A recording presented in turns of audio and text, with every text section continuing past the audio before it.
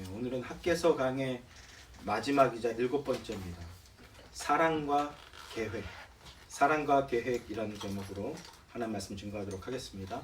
오늘 본문은 성전 재건 공사를 재개한 예루살렘 포로 귀환 자들의 향한 학개 선지자의 4번째 메시지이자 마지막 메시지입니다.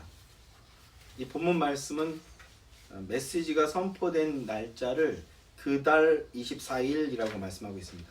그달이라는 건 9월 24일이라는 걸 말씀하고 있는 겁니다.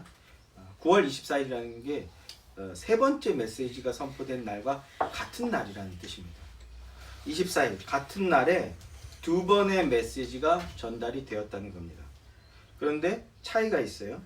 그 차이가 무엇이냐 하면 앞선 세 번의 메시지가 예루살렘 포로 귀환자들 공동체 전체를 향한 것이었다면 마지막 4번째 메시지는 스룹바벨 총독 스룹바벨 한 사람을 향하고 있다는 겁니다. 공동체 전체가 아닌 한 사람 개인을 향하고 있다는 겁니다. 그러면서 동시에 특별히 대표자들 머리의 역할을 하는 자들에게 말씀을 주고 계신 겁니다.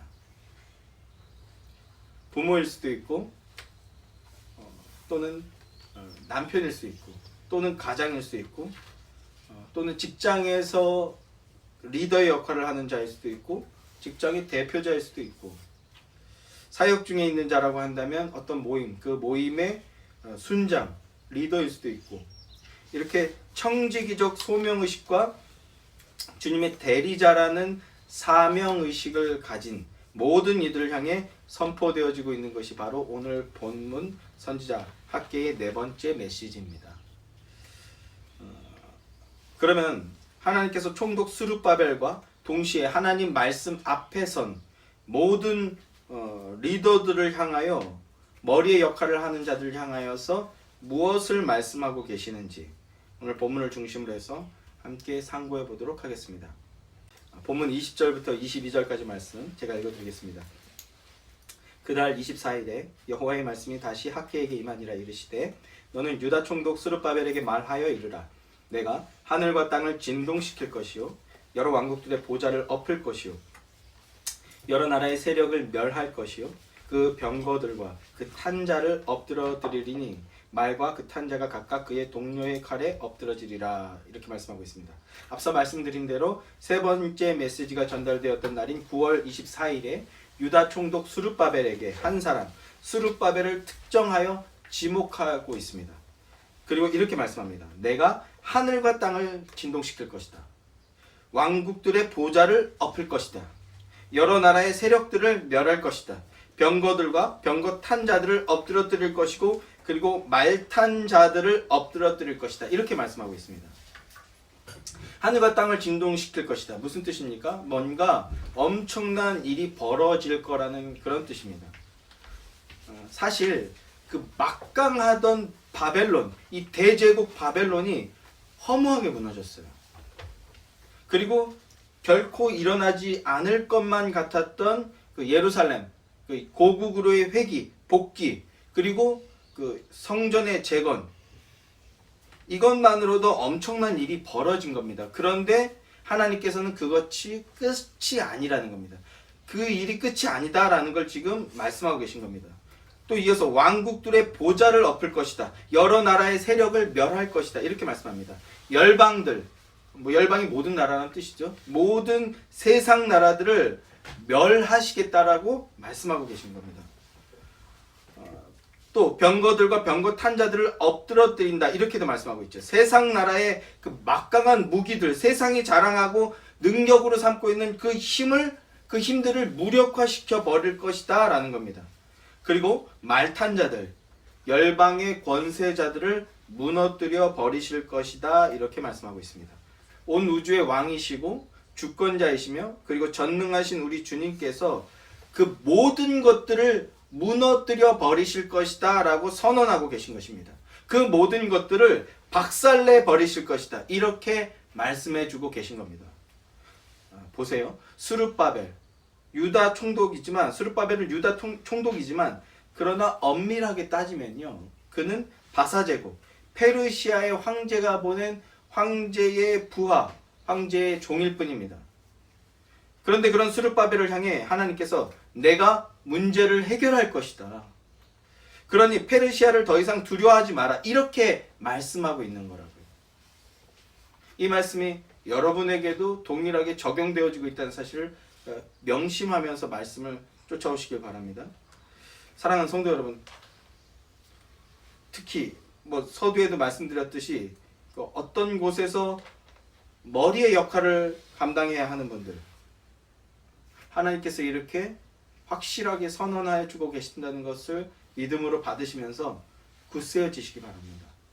그리고 두려워하지 말고 담대해지시기 바랍니다. 하나님께서 선지자를 통해 반복해서 말씀해 주고 계신 겁니다. 나 여호와가 말하노니 내가 너희와 함께하리라. 굳세게 할지어다, 굳세게 할지어다. 내가 너희와 함께하리라. 너희는 두려워하지 말지어다. 내가 너희에게 보배를 보내어서 이 성전의 영광이 충만하게 하리라. 이 성전의 영광이 충만하게 하고 평강을 주리라. 내가 부정한 것들을 거룩하게 만들고 내가 좋은 열매 맺는 좋은 나무로 만들어 버리리라. 오늘부터 이 말씀을 믿음으로 붙잡는 그 순간부터 내가 너희에게 그렇게 하리라. 내가 너희에게 복을 주리라. 하나님의 언약의 말씀이 계속해서 선포되고 있다고요. 하나님의 이 언약의 말씀을 믿음으로 붙잡고 굳세어지시고 담대해지십시오. 하나님의 크신 능력의 역사, 은총의 역사를 맛보고 충만히 경험하게 되는 복된 그리스도인들이 되시기를 주님의 이름으로 기원드립니다. 이어지는 23절 말씀입니다. 만군의 여호와가 말하노라. 스알디엘의 아들 내 종 스룹바벨아, 여호와가 말하노라. 그날에 내가 너를 세우고 너를 인장으로 삼으리니 이는 내가 너를 택하였음이니라. 만군의 여호와의 말이니라 하시니라. 이 23절 말씀은 학개서의 대미를 장식하는 매우 중요한 메시지가 담겨있는 말씀입니다. 바로 내가 너를 인장으로 삼겠다라는 말씀입니다. 인장으로 삼겠다. 인장으로 삼겠다라는 것이 무슨 말씀일까요? 인장이라는 것은 인장 반지를 말하는 겁니다. 인장 반지. 인장 반지라는 것은 통치자, 왕이 끼는, 고대의 통치자나 왕이 끼는 반지를 말하는 거죠. 예전에 우리 아주 오래전 영화지만 그 영화 300이라는 영화를 보면요, 아하수에로 왕 크세르크세스가 나옵니다. 에스더의 남편이죠. 크세르크세스가 나오는데 그의 손을 보면요, 10손가락에 다 반지가 껴져 있어요. 그렇게 어마어마한 대제국을 다스리고 있는 존재라는 그 존엄, 위엄을 나타내고 있는 거죠. 그러니까 반지를 낀다, 인장 반지를 낀다라는 것은요, 조선시대로 치면 그 옥새와 같은 것이죠. 왕이라는 존재의 증명이자 왕의 그 통치와 권위를 나타내 보여주는 겁니다. 통치자라는 겁니다. 여기서 우리는 다시 한번 이 스룹바벨이라는 인물의 개인사를 좀 되짚어 봐야겠는데요. 스룹바벨은 다윗 왕의 후손이자 마지막 개혁군주였던 요시야의 직계 후손입니다. 만약에 남유다가 멸망하지 않았더라면 그는 지금처럼 페르시아의 총독으로서 예루살렘에 거주하고 있는 것이 아니라 유다의 왕으로서 예루살렘에 있었을 그런 사람이라고요. 그런 스룹바벨이 페르시아의 총독으로서 예루살렘에 돌아오게 되고 귀환 자들을 다스리게 되었다는 겁니다. 그때 그 스룹바벨의 심정이 어떠했겠습니까? 대략 우리가 짐작해 볼 수가 있겠죠. 그런데 그런 스룹바벨을 향해서 하나님께서 이렇게 말씀하시는 거예요. 내가 너를 인장으로 삼겠다. 내가 네 손에 인장 반지를 끼워주겠다. 이렇게 말씀하시는 겁니다. 이때의 스룹바벨의 심정이 어떠했겠습니까? 얼마나 떨리고 얼마나 감격적이고 얼마나 기뻤을까요? 그런데 이 말씀에는요, 훨씬 더 깊은 그 스토리가 있습니다. 단순히 유다 총독으로 서인된 스룹바벨에게 내가 너를 인장으로 삼겠다. 이제 내가 너를 나의 그 대리 통치자로 삼겠다. 이 정도의 말씀만으로도 엄청나게 감격스럽고 감사할 말씀일 수 있겠지만, 그런데 여기에는 훨씬 더 깊은 스토리가 있어요. 그게 뭔지 알기 위해서는 먼저 예레미야서 22장으로 가야 합니다. 같이 한번 펴보실까요? 예레미야서 22장 말씀입니다. 자, 이제부터 그 말씀의 단위가 좀 커지고 넓어집니다.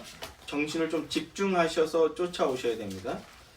예레미야 22장으로 가야 되는데, 이 22장은요 멸망 직전에 놓인 다윗 왕국의 비참한 현실을 그 적나라하게 보여주고 있는 그 절정에 해당하는 그런 장면입니다.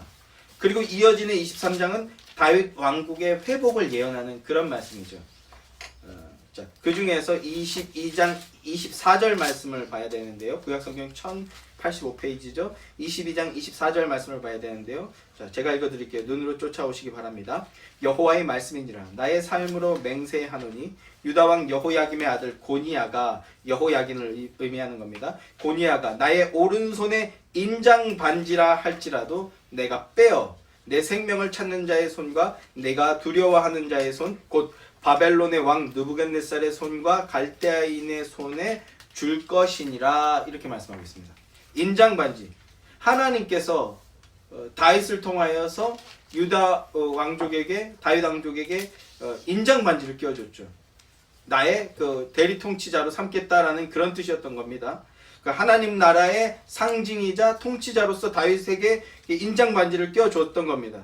그런데 그런 하나님께서 여호야긴의 손에 끼어져 있던, 다윗의 후손이기에 여호야긴의 손에 끼어져 있던 그 인장 반지를 빼버리겠다, 이렇게 말씀하고 있는 겁니다.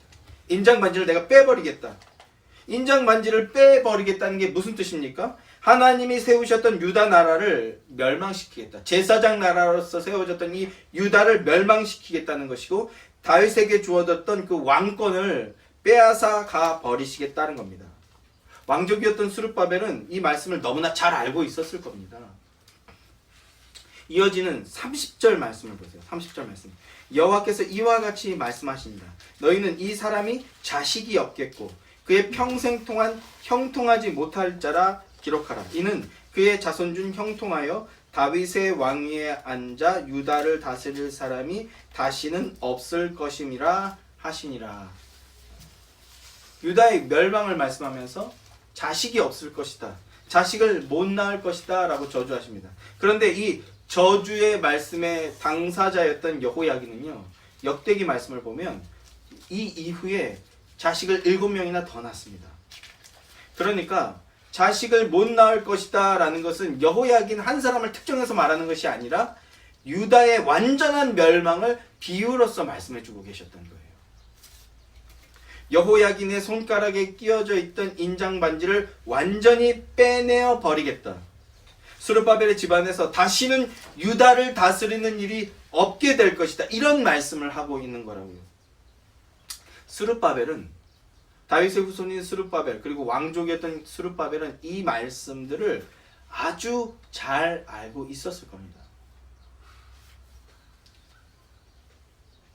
자신의 비참한 처지와 조상들, 선조들이 저질렀던 죄악들을 곱씹을 때마다 그는 끝없는 좌절을 맛보아야 했을 겁니다. 그 좌절감 속에서 나는 안 된다, 나는 안 돼, 이런 패배주의에 끝없이 함몰되어 있었을 겁니다. 어찌저찌 해서 예루살렘으로 돌아왔지만, 그러나 조금만 어려움이 닥쳐와도, 조금만 고난이 닥쳐올 때면 역시 나는 안 된다. 우리 집안의 인장 반지는 빼내어졌다. 내가 무슨 리더냐? 내가 무슨 머리의 역할이냐? 이렇게 자책하고 낙심했을 겁니다. 오늘 우리에게 적용한다면 어떻게 적용할 수 있겠습니까? 나 같은 게 무슨 그리스도인이냐? 나 같은 게 무슨 하나님의 자녀냐? 이런 생각으로 스스로 그 믿음의 삶을 살지 못하는 것을 오히려 위안 삼고 계시지는 않습니까?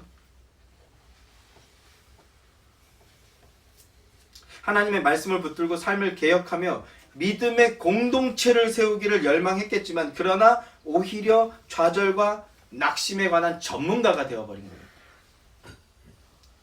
그러면서 늘상 하나님과 반대되는 길을 가고 자범죄를 저지르는 길을 갔을 것입니다. 하나님께서는 그런 스룹바벨에게 말씀하고 계신 겁니다. 내가 너를 인장으로 삼겠다. 내가 다시 내가 빼내었던 그 인장 반지를 내가 다시 네 손에 끼워주겠다.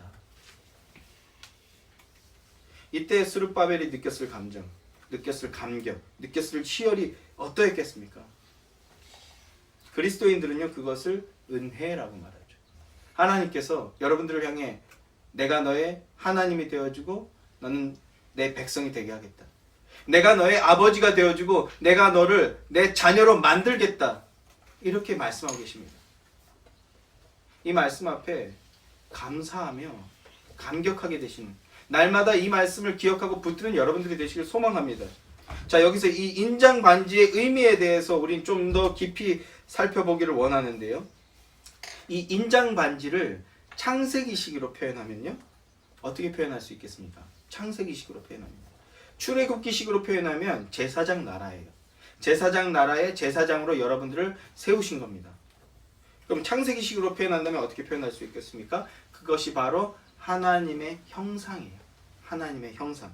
창세기 1장 26절 말씀입니다. 하나님이 이르시되 우리의 형상을 따라 우리의 모양대로 우리가 사람을 만들고 그들로 바다의 물고기와 하늘의 새와 가축과 온 땅과 땅에 기는 모든 것을 다스리게 하자 하시고, 하나님이 자기 형상 곧 하나님의 형상대로 사람을 창조하시되 남자와 여자를 창조하시고, 이렇게 말씀하고 있죠. 창세기 1장 26절 27절 말씀을 흔히 우리는 문화명령이라고 말합니다. 문화명령 또는 창조명령, 이렇게 부르는 말씀인데, 여기서 하나님은 인간을 하나님의 모양을 따라 하나님의 형상대로 지었다라고 말씀하고 계십니다. 이 말이 무슨 뜻이겠습니까? 이 말이 어떤 뜻일까요? 그 전에 먼저 하나님은 왜 6일째 되는 날 인간을 창조하셨을까요?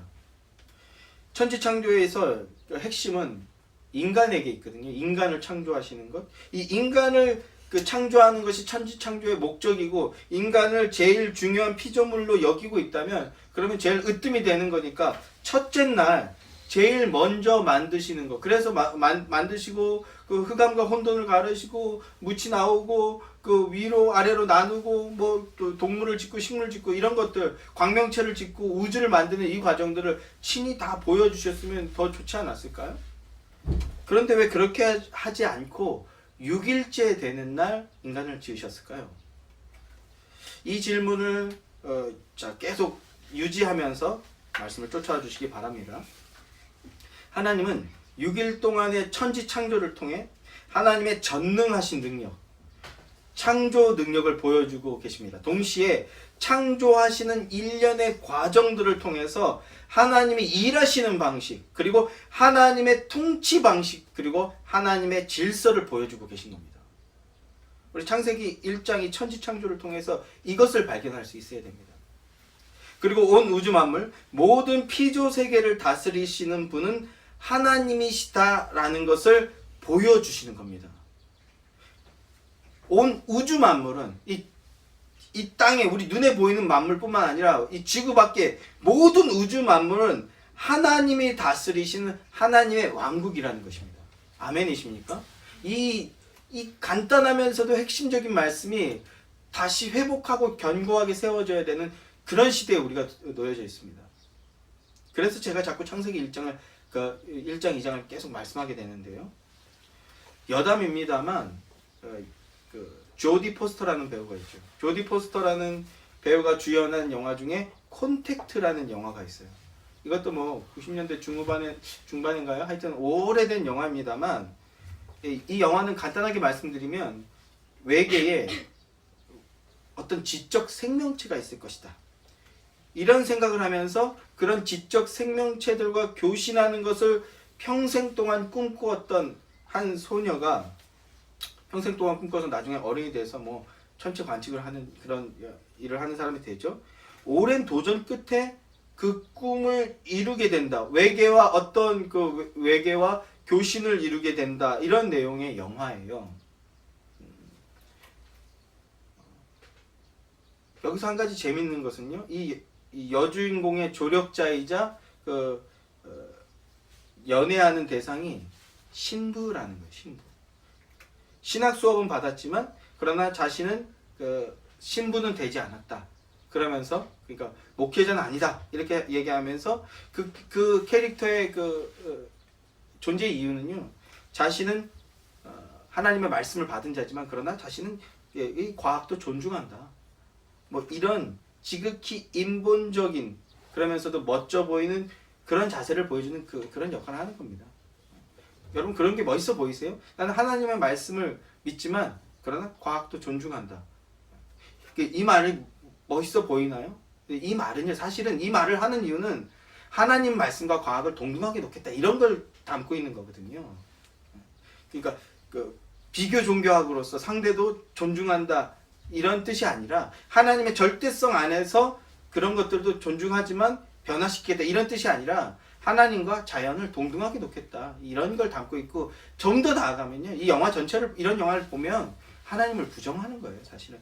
결국 이 영화의 결론은 하나님의 그 절대 주권을 부정하고 하나님이 창조자이신 것을 교묘하게 모독하고자 하는 그런 영화인 거예요. 그런데 제가 이 영화를 말씀드리는 이유는 이 영화 속에서 굉장히 인상적인 독백이 계속해서 등장합니다. 사실 저는 이 독백을 오래전부터 알고 있었는데 이게 어디서 나온 건지를 몰랐어요 사실은. 근데 며칠 전에 그저께죠. 이 영화 또 이제 유튜브에서 짧게 편집해주면 그냥 핵심만 보는 그런 유튜브들이 되게 영상 채널이 많잖아요. 거기서 이 영화를 못 봤었거든요. 보고 싶었는데 못 봤는데 그게 딱 있길래 한번 오랜만에 봤죠. 한 20분 정도로 압축이 돼 있길래 그 인상적인 카피가 그 영화에서 나오는 거였더라고요. 뭐냐 하면 이 영화에서 계속해서 등장하는 이 독백이 있는데 뭐냐 하면 그건 이 우주에 지적인 생명체가 인간밖에 없고 그런 행성이 지구밖에 없다면 그건 공간의 낭비다 이 말이에요. 이 우주 만물에 지적인 생명체가 지구와 인간밖에 없다면 이 우주 만물을 이 너무나 큰 우주 만물에 대한 공간의 낭비다. 공간의 낭비. 여러분 어떠십니까? 이 말. 낭비하는 건 아주 나쁜 거잖아요. 그죠? 낭비하는 습관이 있으신 분들은 회개하시기 바랍니다. 낭비는 아주 나쁜 거예요. 어떻게? 그러니까 공간을 낭비하는 건 나쁜 거라는 거죠. 좀 멋있고 그럴싸해 보이십니까? 어떠신지 모르겠습니다. 광활하다라는 표현 정도로도 표현이 안 되는 이 어마어마한 우주에 지구와 인간밖에 없다. 그건 공간의 낭비라는 거죠. 저는 이 카피를 접할 때마다 아주 오래전에 이 영화는 못 본 채 이 카피만 어디서 접하게 됐는데 이 카피를 접할 때마다 떠오르는 말씀 한 구절이 있습니다. 그 말씀이 뭐냐면 로마서 9장 20절 말씀이에요. 이 사람아 네가 누구이기에 감히 하나님께 반문하느냐. 지음을 받은 물건이 지은 자에게 어찌 나를 이같이 만들었느냐 말하겠느냐 이 말씀입니다. 공간의 낭비요? 네, 공간의 낭비일 수 있을지 모르겠습니다. 예전에 저 어렸을 때 유명한 연예인 중에 신승훈이라는 그 가수가 있었어요. 이름들은 아시겠죠? 근데 아직도 장가를 못 갔어요. 이 아저씨가. 아직도 장가를 못 갔어. 뭐 하고 사는지 모르겠습니다. 근데 왜 갑자기 신승훈 얘기를 꺼냈냐면 그 신승훈과 절친한 그 연예인 중에 김민종이라는 다 옛날 이제 연예인죠. 사람이 있는데 그 사람이 신승훈의 집에 놀러 갔대요. 근데 신승훈의 집이 혼자 사는데 한 100평 정도 됐나 봐요. 연예인이니까 당시에 우리나라 최고 톱이니까 그 정도는 살아야죠. 기본적으로 100평 집에 갔는데 거실에 TV 하나, 소파 하나밖에 없다라는 거예요. 거실만 해도 한 몇십 평이 되는 집인데 딸랑 소파 하나하고 TV밖에 없다. 야 이게 뭐 하는 거냐. 공간을 왜 그렇게 낭비하냐. 이런 얘기를 하는데요. 신승훈이 뭐라고 하겠습니까? 내 집이야. 내 마음대로 하는 거야. 거기 그 꽉꽉 채워서 뭐 전시물을 놓든 뭐를 놓든 아니면 그냥 소파에 그냥 TV 하나 달랑 놨든 그건 내 집이니까 내 마음대로 하면 된다는 겁니다. 제가 왜 이 말을 지금 꺼낼까요? 이 우주 만물은 하나님 거예요. 거기에 뭐 지구 하나 냅두든 사람 하나, 지적인 생명체가 사람 하나밖에 없든 꽉 채우든 비워놓든 그건 주인 마음이라는 겁니다. 피조물인 인간은 가타부타 이걸 따질 주제가 안 된다라는 거예요. 이거를 지금 깨닫지 못하고 있는 겁니다. 하나님 부정하는 거죠. 하나님께 대드는 겁니다. 이걸 깨닫게 되는 게 나는 그런 걸 따질 존재가 아니고 난 피조물이다. 나는 하나님의 다스림을 받아야 되는 존재고 좀 더 나아가서 나는 그 하나님의 살아계시고 역사하시는 분이시라는 걸 드러내야 될 존재다. 이걸 깨닫게 되는 게 은혜고 이걸 고백하게 되는 게 복이라는 겁니다. 아멘이십니까? 자, 어쨌든 만약에 그 영화의 주장처럼 이 우주에 지구 말고 다른 행성이 있고 혹시 거기 다른 행성이 있어서 거기에 지적인 생명체가 있다 하더라도요. 헐리우드 영화를 보면 기조가 다 똑같아요. 다 똑같은데 그래서 뭐 프로메테우스 같은 영화도 보면 그러면 그 외계인은 누가 창조했지? 이걸 질문하는 거라고 제가 전에도 말씀드렸죠. 그 질문이요. 야, 역시 하나님이 살아계셔를 얘기하는 게 아니에요. 끝까지 하나님을 부정하려고 하는 거예요. 그런 리들리 스콧 감독의 영화라든지 모든 세상의 문화는요. 하나님을 부정하고자 하는 겁니다. 지적인 생명체가 있고 외계인이 있다고 하더라도요. 그건 하나님의 피조물일 뿐이라는 겁니다. 아멘이시길 바랍니다. 그러면 자 외계에 있고 어떤 생명체가 있다고 가정을 해봅시다. 그러면 지구는요? 지구 자체가 성전입니다. 성전. 그러면 외계의 생명체가 있다고 하면요. 이 에덴 동산, 아담과 하와가 있던 에덴 동산의 역할은요. 훨씬 더 선명해집니다. 지구 자체가 피조세계 자체가 주님의 성전이에요. 그래서 선지서를 보면 높은 곳이라는 단어를 계속 쓰게 되는데 너무 멀리 가니까 거기까지 다 설명드리진 않겠습니다. 자, 외계의 생명체가 있다면 지구 자체가 그 성전인데 외계의 생명체가 있다면 이 에덴 동산의 역할이 뭔지 훨씬 더 선명해집니다.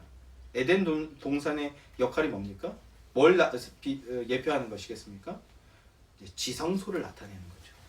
에덴 동산은요 지성소예요. 그 지성소 안에 제사장으로서 아담과 하와가 아담이 있었던 겁니다. 그 지성소 안에 머물 존재를 6일째 날 창조하시는 거예요. 자, 6일째 날 인간을 왜 6일째 날 창조하셨을까요? 하나님께서 창조하신 모든 만물에게 선포하듯이 보여주시는 겁니다. 이제 만드는 이 인간이라는 존재가 바로 나 하나님의 형상이다라는 걸 모든 피조 만물에게 보여주고 계신 거라고요. 자, 인간을 하나님의 모양대로 하나님의 형상대로 지었다라고 말씀합니다. 모양대로라는 말에서 이 모양이라는 것은요 어떤 뜻이냐면 닮았다라는 뜻이에요. 닮았다. 인간은 하나님을 닮은 존재로 지어진 존재라는 겁니다. 이걸 이제 원형상이라고 말하게 되는데 왜냐하면 에덴 동산에서 선악과를 따먹는 범죄를 저지르면서 이 닮음, 이 원형상이 깨어졌지 않습니까? 자, 그러나 오늘도 그 말씀은 하지 않겠습니다. 원래 인간은 인간의 성품은 기본적으로 하나님을 모델로 하여서 지어졌다는 거예요. 자, 그러면 우리가 믿는 하나님은 어떤 분이십니까? 웨스트민스터 소요리 문답은 이렇게 말씀하고 있습니다. 하나님은 영이신데 하나님의 존재와 지혜와 권능과 거룩하심과 의로우심과 선하심과 인자와 진실하심이 무한하고 영원하고 불변하십니다. 이렇게 그 웨스트민스터 소요리 문답이 가르치고 있습니다. 하나님은요 무한하신 분이라는 거예요. 하나님은 영원하신 분이라는 거예요. 하나님은 불변하시는 분이시라는 겁니다. 그런데 무엇이 무한하고 영원하고 불변하신가? 하나님의 거룩하심과 의로우심과 선하심과 인자하심과 진실하심이 오류가 없이 완전하게 그러한 분이시라는 겁니다. 그래서 원래 인간은요, 인간의 원형상은 의롭고 선하고 진실하고 인자함에 가깝다라는 겁니다. 타락하기 전에 인간은 인애와 공의와 의를 무한히 영원히 변하지 않고 완전에 가깝게 시행할 수 있는 존재가 바로 인간이었다라는 겁니다. 왜 그렇습니까? 왜 그런 거예요? 하나님의 모양을 따라 지었기 때문이라고요. 제가 저희 자녀들에게 자주 이런 말을 합니다. 너 왜 그래? 너 오늘 왜 그래? 너 왜 못생겼어? 너 왜 이것도 못해? 너 왜 맨날 그 모양이야? 이렇게 얘기합니다. 그러면 이런 말을 하면요, 저의 자녀들이 제게 뭐라고 얘기하겠습니까? 이렇게 대답하죠. 아빠 닮아서 그래. 네. 아빠 닮아서 그래. 제가 이 말씀을 왜 드릴까요? 닮았기 때문에 교제가 이루어지는 거예요. 닮았기 때문에 교제가 이루어지는 겁니다. 제가 물론 지적하는 거지만 그러나 전인격을 무시하는 것이 아니라는 걸 받아들이는 거예요. 그러면서 그래야 되는데 이겨내겠다라는 의지로 아빠 닮아서 그래. 그런 뜻이기를 간절히 기원해 봅니다. 닮았기 때문에 교제가 이루어지는 거라고. 이 말씀을 드리려고 제가 이 말씀 드린 겁니다. 인간은 인격체로 하나님의 모양을 따라 창조되었기 때문에 인격적인 존재라는 겁니다. 인격체로 창조되었습니다. 하나님의 모양을 닮았기에 아빠 닮아서 그래라고 하듯이 하나님과 교제할 수 있고 나아가 하나님과의 교제 속에서 이웃과 교제할 수 있는 그런 존재인 겁니다. 그러면 하나님의 형상을 따라 지어졌다라는 것은 무슨 말인가? 형상이라는 건요, 오늘날로 치면 동상이라고 생각하면 틀리지 않습니다. 고대 사람들은요, 동상 안에 그 존재가 있다 이렇게 생각했어요. 저는 고대 사람도 아닌데 그냥 좀 옛날 사람인데, 그런데 어렸을 때 초등학교에 뭐 이승복 동상이라든지 소파 방정환 선생 동상을 보면요, 저 속에 사랑이 있겠구나 이런 생각을 어렴풋이 했던 기억이 있습니다. 참 순수하고 아름답던 시절이죠. 지능의 문제가 아니에요, 여러분. 그렇게 생각했던 시절이 있습니다. 동상이라는 건요, 그 존재의 현현이에요, 현현. 그 존재를 그 존재가 있음을 나타내 보여주는 겁니다. 그러니까 인간이 하나님의 형상으로 지어졌다라는 것은 온 우주 만물의 창조자이시자 통치자이신 하나님을 우리가 선명하게 보여주는 존재라는 겁니다. 그런 존재로서 지음을 받았다라는 겁니다. 그게 하나님의 형상이라는 뜻입니다. 왜 6일째 날 인간을 만드셨다고요? 모든 만물을 향해 지금 만드는 이 형상, 이것이 나 하나님을 닮았고 나 하나님의 형상이다. 이것을 온 세상 만물에게 선언하고 계신 겁니다. 어디까지라고 얘기해야 되겠습니까? 우주 끝까지에 선언하고 계신 겁니다. 그래서 다른 것들을 먼저 만드셨던 거예요. 하나님의 형상으로 우리가 지음을 받았다라는 겁니다. 하나님의 형상이라는 것은 어떤 뜻이냐? 이 안에 하나님이 있다라는 거예요. 여러분 안에 하나님이 있다라는 겁니다. 이게 뭡니까? 성전이죠, 성전. 하나님의 형상이란 하나님의 대리 통치자라는 겁니다. 하나님을 대신해서 다스리는 존재입니다. 하나님의 모양 그대로. 하나님이 진정한 온 우주 만물의 주인이시고 하나님이 왕이시다라는 것을 드러내 보여주는 존재입니다. 하나님을 대신해서 하나님의 마음과 뜻과 계획을 보여낼 존재들입니다. 하나님을 대신하는 왕이라는 뜻입니다. 그래서 다스리게 하자라는 명령을 부여하셨던 겁니다. 그걸 우리가 문화명령 또는 창조명령이라고 하는 거죠. 이것이 바로 인장반지의 창세기식 표현이에요. 창세기식 표현. 그러니까 인장반지를 끼운다, 인장으로 삼는다라는 것은 하나님이 온 우주 만물의 왕이시다라는 것을 보여내는 존재가 되라. 스룹바벨을 그렇게 불러주고 계신 거라는 겁니다. 이렇게 하나님의 말씀과 명령을 들은 스룹바벨은 그 마음을 다시 완전히 각성하게 되는 겁니다. 자신의 과거와 자신의 연약함과 자신의 열악한 환경을 바라보던 바벨론식 사고에서, 바벨론식의 모습에서 그 안 되는 이유를 찾고 못할 수밖에 없는 근거를 붙들던 그런 인생에서 하나님의 말씀과 언약을 붙들고 하나님의 명령을 따르는 인생으로 거듭나게 되는 거예요. 하나님의 왕이시라는 걸 선포하고 하나님의 능력을 보여내는 인생으로 거듭나게 되는 거라고요. 믿음으로 거듭난 스룹바벨을 통해 15년간 중단되었던 예루살렘 성전 재건 공사가 4년 만에 완성이 되게 됩니다. 사랑하는 성도 여러분, 우리 하나님께서 스룹바벨과 귀환 공동체에게 찾아오셔서 내가 너희와 함께 하겠다 이렇게 말씀해 주시듯이 오늘 여러분에게도 말씀해 주고 계십니다. 내가 너희에게 분부한 모든 것을 가르쳐 지키게 하라. 볼지어다 세상 끝날까지 내가 너희와 항상 함께 있으리라 하시니라. 아멘이십니까? 임마누엘의 하나님이시죠. 구약의 이 예언이 예수 그리스도의 성육신을 통해서, 그리고 부활과 승천을 통해서, 그리고 또 다른 보혜사의 오심을 통해서 완전하게 성취되어서 지금 완전하게 이루어지고 있는 중이라는 겁니다.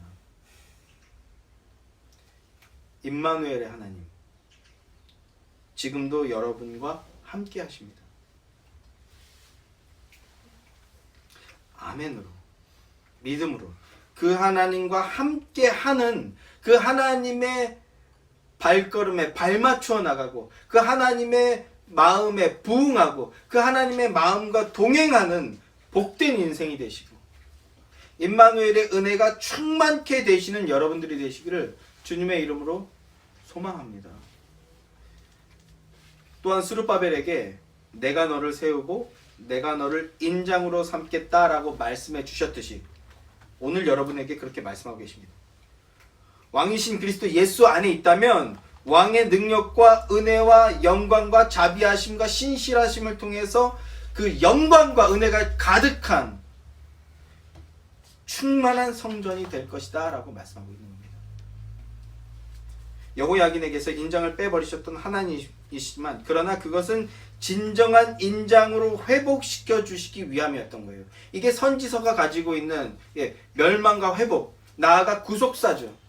추방하고 되돌리는데 어떻게 되돌립니까? 완전한 존재로, 영화로운 존재로 지금 우리를 그 길로 이끄시고 계신 거라고요.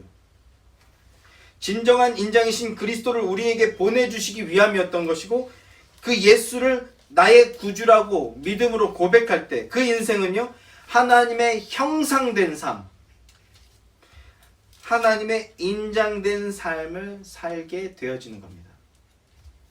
가정에서, 직장에서, 공동체, 허락된 공동체에서 그 믿음의 뿌리가 깊고 견고하게 내려지셔서 스룹바벨처럼 귀한 공동체처럼 인장 반지로 사시는 하나님의 형상으로 사시는 여러분들, 그런 능력의 삶을 사는 복된 신자들이 되시기를 존귀하신 우리 주님의 이름으로 간절히 소망하고 기원하고 축복합니다.